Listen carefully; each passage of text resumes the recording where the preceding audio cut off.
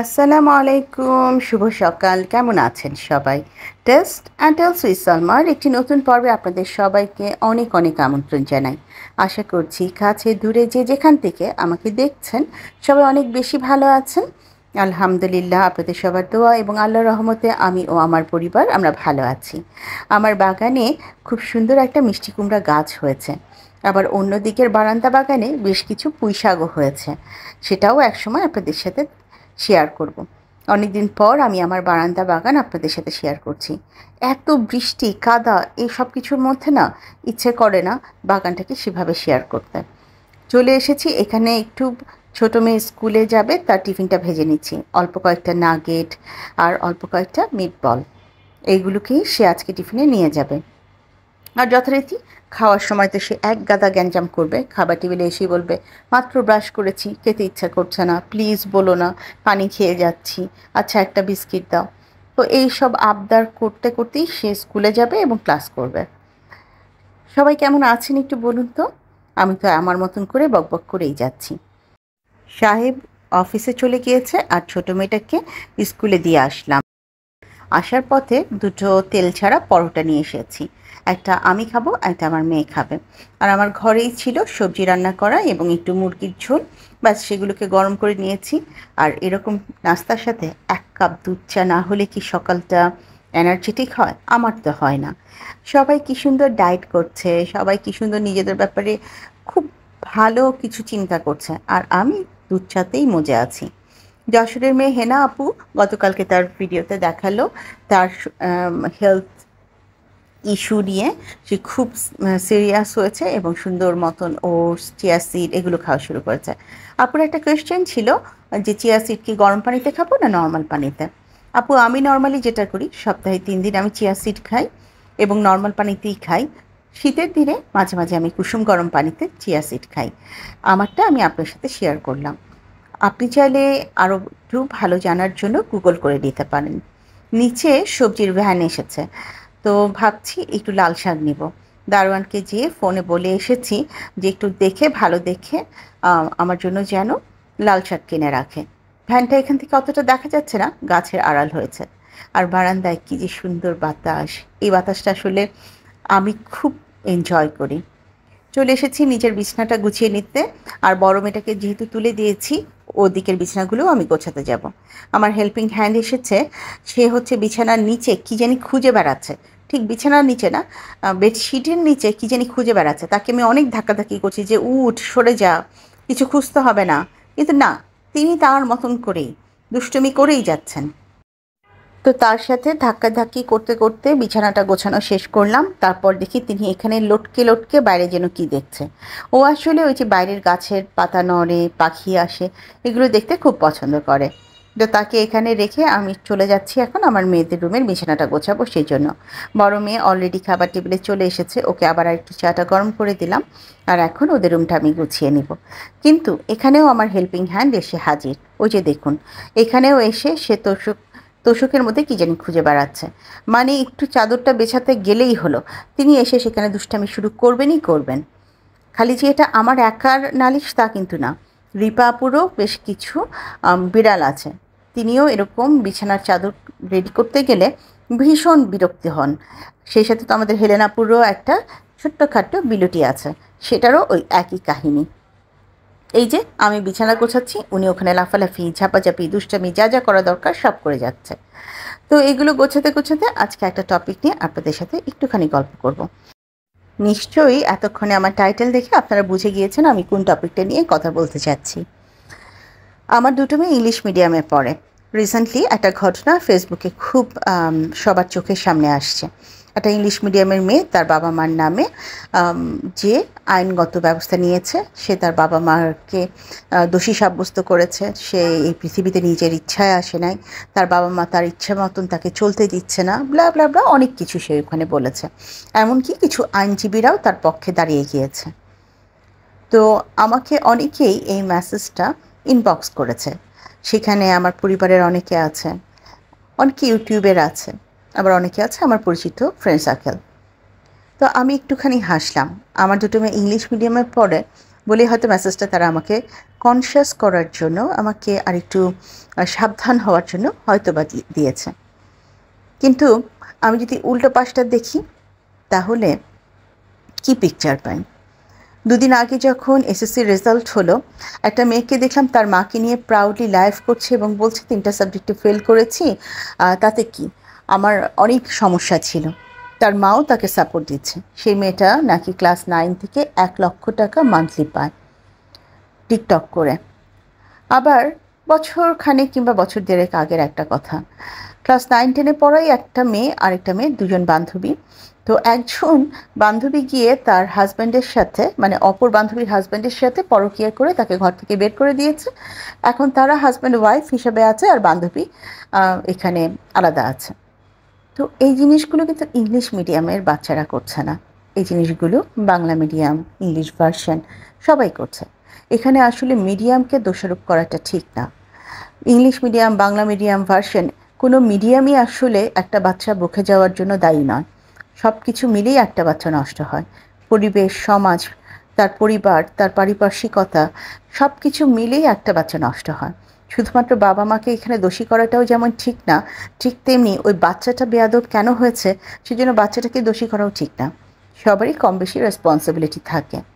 তো সেই অ্যাঙ্গেল থেকে যদি দেখেন, তাহলে যে বাচ্চাটা ইংলিশ মিডিয়ামে পড়ে যে কাজটা করলো, বাবা মাকে এত ছোটো করলো, কাঠগড়ায় দাঁড়ানো তার বাবা মা নাকি কোনো কথার উত্তরই দেননি, মাথা নিচু করে দাঁড়িয়েছিলেন। আসলে কি উত্তর দেবেন, কি উত্তর দেওয়া যায় এই ধরনের টিনেজার বাচ্চাদেরকে? এই বাচ্চাটার বাবা মার প্রধান সমস্যা হচ্ছে তারা বাচ্চাটাকে স্বাধীনতা দিয়েছে, শাসন করেনি।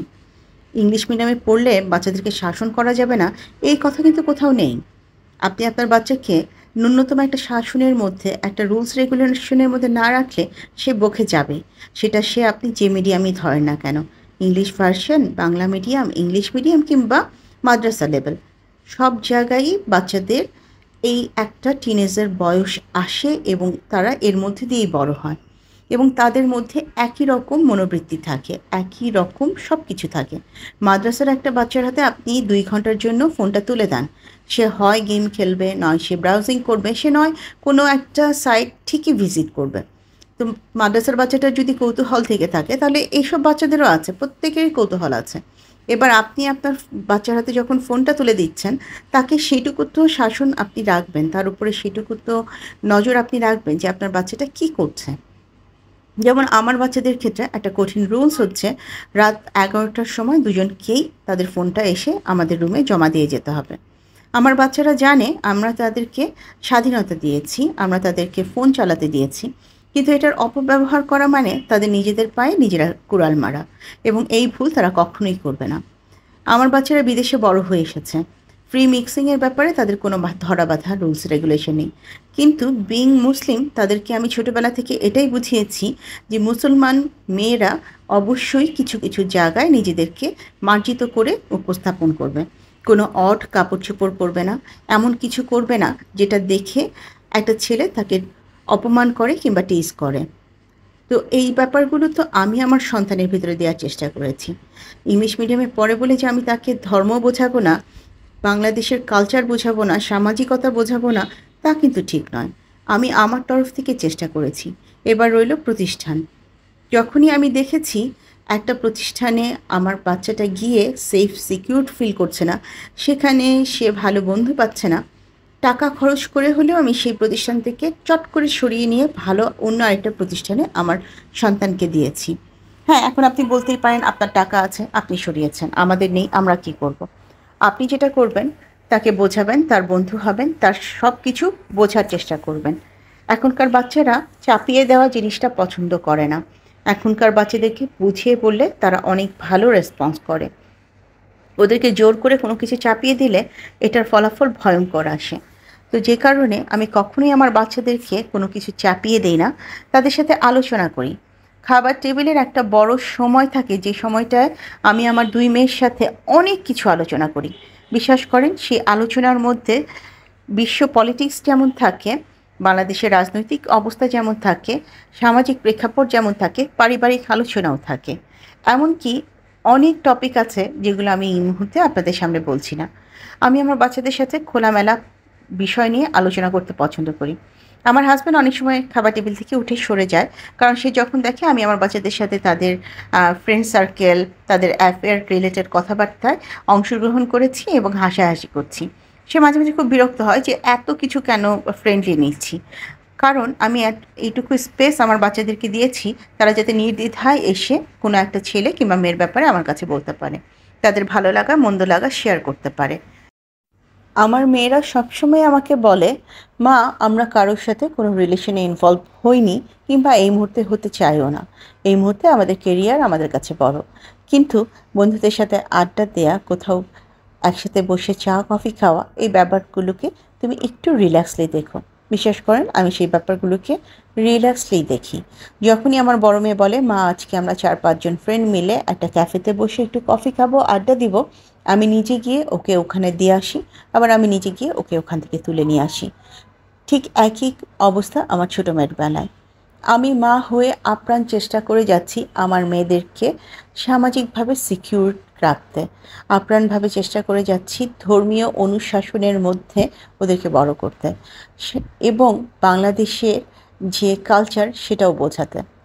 এবার ইংলিশ মিডিয়ামে অনেক বাচ্চাই আছে কাপড় চোপড়ের নাই ঠিক, কাজকর্মের নাই ঠিক, ওরা খুব ওপেনলি ভেপ খাচ্ছে, খুব ওপেনলি সিগারেট টানছে, এমনকি রাত্রে 8টা 8:30টায়ও দেখছি চিপায় চুপায় একসাথে বসে গল্প করছে। আমার বাসাটা যেহেতু একটা পার্কের পাশে, রাত্রে 9টা 9:30 পর্যন্ত আমি এখানে বিভিন্ন রকম দৃশ্য দেখি। ইংলিশ মিডিয়ামের বাচ্চাদেরকে চিপায় চিপায় বসে যেভাবে ভেপ এবং সিগারেট টানতে দেখি, ঠিক একইভাবে একটা স্বনামধন্য মহিলা কলেজের মেয়েদেরকে হোস্টেল থেকে বের হয়ে এসে বয়ফ্রেন্ডদের সাথে খুব ঘনিষ্ঠভাবে বসে আড্ডা দিতেও দেখি। তো এই ক্ষেত্রে আমি কি বলবো, শুধু ইংলিশ মিডিয়াম খারাপ? তাহলে কি বাংলা মিডিয়ামের ওই স্বনামধন্য কলেজের মহিলা হোস্টেলের মেয়েগুলো খারাপ না? খারাপ ভালো সবখানেই আছে।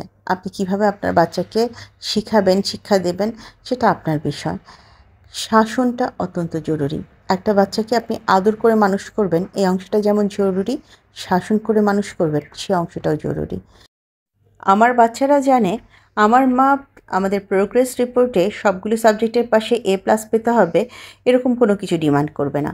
কিন্তু আমার মা যদি জানে আমরা খারাপ কিছু করেছি, তাহলে আমাদেরকে মেরে ভর্তা বানিয়ে দিবে। এইটুকু ভয় আমি তাদের মধ্যে তৈরি করে রেখেছি। গল্প করতে করতে আমি কিন্তু ঘর গুছিয়ে রান্নাবাড়ি শুরু করে দিয়েছি। শাকগুলোকে বেছে নিয়েছিলাম, তারপর সেগুলোকে একটু কুচি করে ভালো করে ধুয়ে সিদ্ধ করে অলরেডি শাক বাগার করাও শেষ। আর এখন আমি লতি দিয়ে চিংড়ি রান্না করছি। এই লতিগুলো আমার খালা গ্রামের বাড়ি থেকে এনেছে, এত মজার ছিল, আমি তো খেয়ে তারপর আপনাদের কাছে এটার ভয়েস দিচ্ছি, সেই জন্য বলতে পারছি। এই যে লতি রান্নার ফাইনাল লুক এটা। আজকে অনেক লম্বা সময় আমি আপনাদের সাথে একটা টপিক নিয়ে আলোচনা করলাম। আমি যদি ভুল কিছু বলে থাকি অবশ্যই আমাকে সংশোধন করে দিবেন। আমার কোনো ভুল কিছু চোখে পড়লে সেটাও ধরিয়ে দেবেন। আপনাদের মতামত জানাবেন, আপনারা কি ভাবছেন সেটাও কাইন্ডলি জানাবেন। আসলে আমরা সমাজে বাস করি, এই ছোটোখাটো বিষয়গুলো থেকে আমরা কিছু সংশোধন এনে আমাদের বাচ্চাদেরকে পরিপূর্ণভাবে মানুষ করব, সেটা আমাদের প্রত্যেকটা বাবা মার চাওয়া। দুপুরে খাওয়া দাওয়া শেষ করে আমি আমার 2 মেয়েকে নিয়ে কোচিংয়ে চলে গিয়েছিলাম। একজনকে নিয়ে ফিরেছি, আরেকজন এখনও কোচিংয়ে আছে। এসে দেখি ইউনি এমন ঘুম দিয়েছে যে তাকে ডেকেও তোলা যাচ্ছে না। আজ এই পর্যায় থেকে আমি আপনাদের সবার কাছ থেকে বিদায় চাইছি। আমার নতুন বন্ধু, পুরনো বন্ধু যে যেখান থেকে আমাকে দেখলেন, ভিডিওর কোনো একটি অংশ যদি আপনাদের ভালো লেগে যায়, তাহলে লাইক, কমেন্ট, শেয়ার এবং সাবস্ক্রাইব করে আমাকে এগিয়ে যেতে সাহায্য করবেন।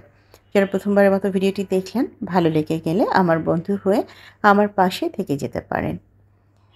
আবারও বলছি, যদি ভুল কিছু বলে থাকি অবশ্যই ক্ষমা করবেন এবং আমাকে সংশোধন করে দেবেন। আজ এই পর্যায়ে থেকে তাহলে বিদায় নিচ্ছি। আপনাদের সবার সাথে দেখা হবে আরও একটি নতুন পর্বে। সে পর্যন্ত সবাই অনেক বেশি ভালো থাকবেন, নিজেদের খেয়াল রাখবেন। আল্লাহ হাফেজ এবং আসসালামু আলাইকুম।